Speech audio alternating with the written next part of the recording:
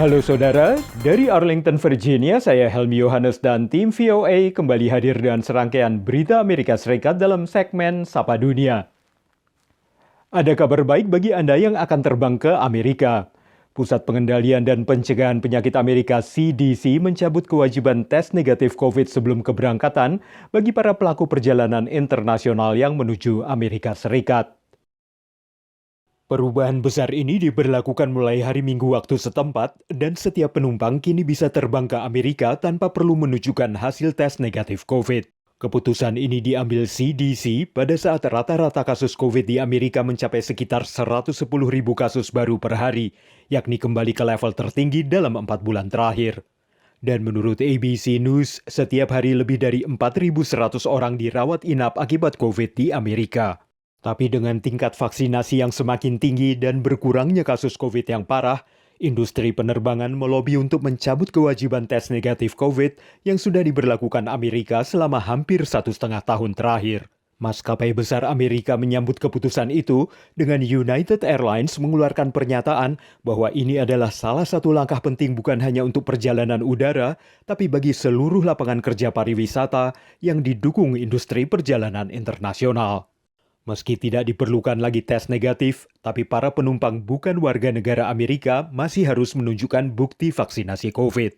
CDC akan meninjau ulang keputusan ini dalam 90 hari dan bisa diberlakukan lagi apabila muncul varian baru yang mengkhawatirkan.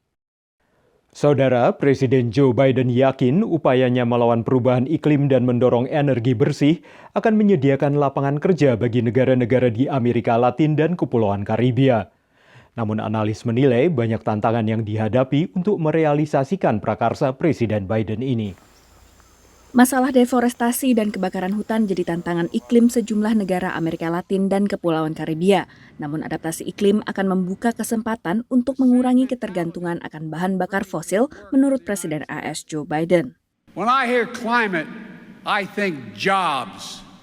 Good paying, high quality jobs will help speed our transition to a green economy of the future and unleash sustainable growth. Dalam KTT Benua Amerika di Los Angeles, Biden bertemu dengan 23 kepala negara untuk membahas pertumbuhan ekonomi yang berkelanjutan, migrasi, layanan kesehatan, dan sejumlah isu regional lainnya. Selain juga mempromosikan investasi untuk energi bersih, analis melihat ada ketimpangan antara rencana dan eksekusi. I think those summits, as we know, involved a lot of announcements and not always announcements that are translated in concrete policies and concrete developments for the region. Isu penting lain di benua Amerika adalah lonjakan imigran yang menghindari konflik dan perubahan iklim di tempat asal mereka. The challenges loom large. It is essential to close the gap between the great potential of this region and the daily struggles faced by the people who call it home. In this context, people see violence and insecurity that are driving them to flee their homes and their countries. Pemerintah Biden bersama dengan negara Amerika Latin, Kanada, dan Spanyol menerbitkan deklarasi Los Angeles untuk mengatur migrasi di kawasan, termasuk pengaturan perbatasan yang sempat menjadi sorotan selama masa pemerintahan sejumlah presiden AS. Demikian laporan VOA. Beralih ke sebagian seniman di Amerika yang menunjukkan solidaritas kepada warga Ukraina melalui komik. Sebuah penerbit komik menerbitkan buku tentang Presiden Zelensky, sementara yang lain menggarap kumpulan komik dari sejumlah seniman komik ternama yang sebagian hasil penjualannya disumbangkan bagi pengungsi Ukraina.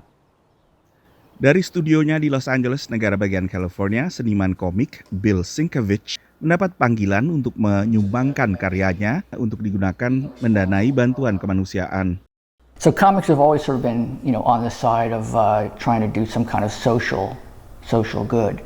And whether or not they have any real impact, that's open for debate, but the point is, I guess their heart is in the right place.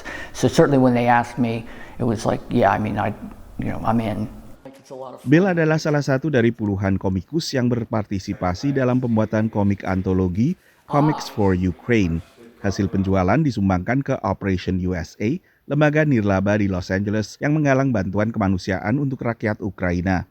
Everyone I approached just, it was almost instantaneous, Of course I want to do something. Of course I'll do a new story. And these are all brand new stories. And these are all people who have, day jobs. They're putting in a lot of time, a lot of effort, and really, standing up. Gagasan menyatukan komikus guna membantu rakyat Ukraina datang dari Scott Dunbier, redaktur IDW Publishing, sebuah rumah cetak komik terkemuka. The harsh realities of the world are that this is going to be a drop in the bucket no matter what. But hopefully there'll be enough drops to fill the bucket, to get enough funds to people who need it. And, everything helps. Every little bit helps. Sampul keras dilukis komikus legendaris Alex Ross dijual dengan harga $60. Demikian laporan tim VOA. Kini kita tengok Sita Sadeli, seniwati mural keturunan Indonesia yang karyanya banyak menghiasi gedung-gedung dan tembok-tembok di ibu kota Amerika Serikat, Washington DC. Sebagian mural karya Sita terinspirasi budaya Indonesia yang diwariskan ibunya dan banyak menampilkan sosok perempuan yang kuat. Washington DC adalah salah satu kota di Amerika yang kaya akan seni muralnya. Dari tembok di gang hingga gedung tinggi. Di antara seni mural yang mewarnai gedung-gedung di kota ini adalah karya dari seniman bernama Michelle Love. Miss Love ini bernama asli Sita Sadeli, yang kental darah Indonesianya. Ada sekitar 40 muralnya Sita di sekitar Washington DC. How did you get involved in, doing a mural for buildings in Washington DC? I first started in 2011.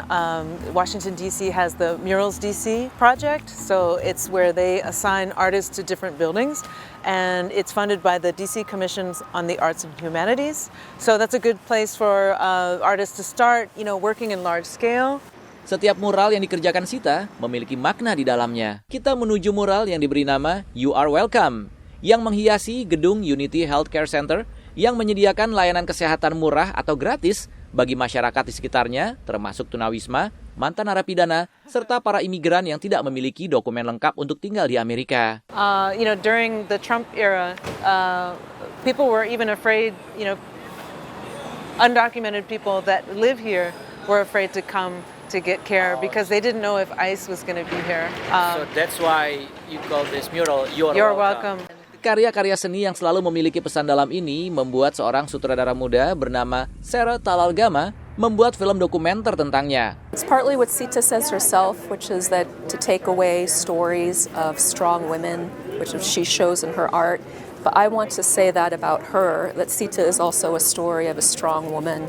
Budaya Indonesia ditanamkan ibunya, almarhumah Sri Sadeli Kunz, sejak Sita masih kecil. Hingga budaya Indonesia itu juga kerap mempengaruhi karya-karya Sita. Dari Washington DC, Irfan Iksan, Ronan Zakaria, VOA. Saudara, kami akan kembali dengan Sapa Dunia Senin depan. Terima kasih atas perhatian Anda. Dari Arlington, Virginia, saya Helmi Yohanes dan tim VOA.